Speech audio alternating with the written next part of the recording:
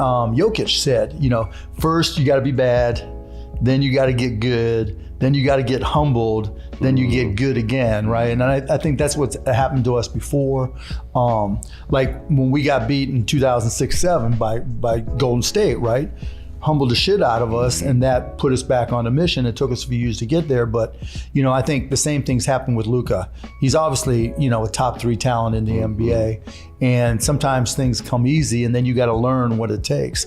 And I think last year humbled all of us, and Luka's come back with a vengeance. And when things are going well, it's easy. Right. It's when things don't go well that you find out who you are, who your teammates are, who the organization is. And I think Luka, more than any of us, really took that to heart.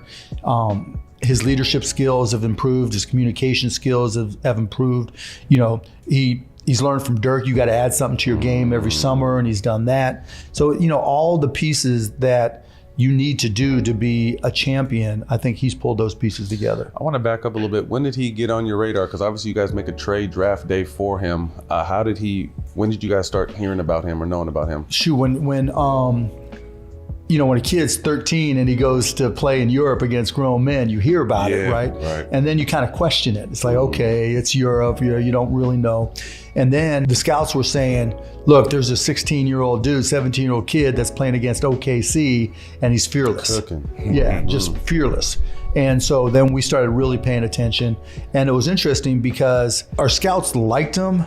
Our analytics guys loved him, right? The scouts said, okay, they had 8 in number 1. Our numbers guys are like, this is the only superstar in the draft. Oh, wow. Yeah, so that was really the impetus. And, that trade, we tried, and it was like 15 minutes to go before our pick. And I called the owner at Atlanta. I'm like, you're not picking, Luka, and you know the guy you want. So let's just do this deal because he'll be there for you. We'll give you a pick. And, instead of the general managers messing around, let's just get this done. Right. And so we got it done.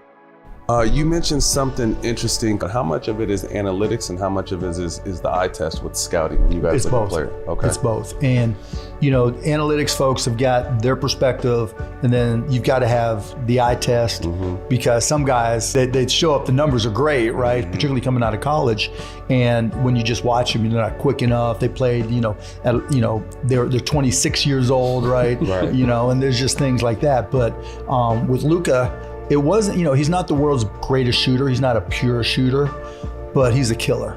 And there's not a lot of guys that have that killer instinct that aren't afraid of any moment and want that moment. Yeah. And that's the hard part to recognize that the analytics don't tell you. The stuff like we were playing New York last year here, and we're down and he had to miss the free throw, right? In order to give us a shot. He got the rebound. Got the rebound in a one motion, put it up. I mean, you can practice that 100 times. It won't happen. It won't happen, right? Right.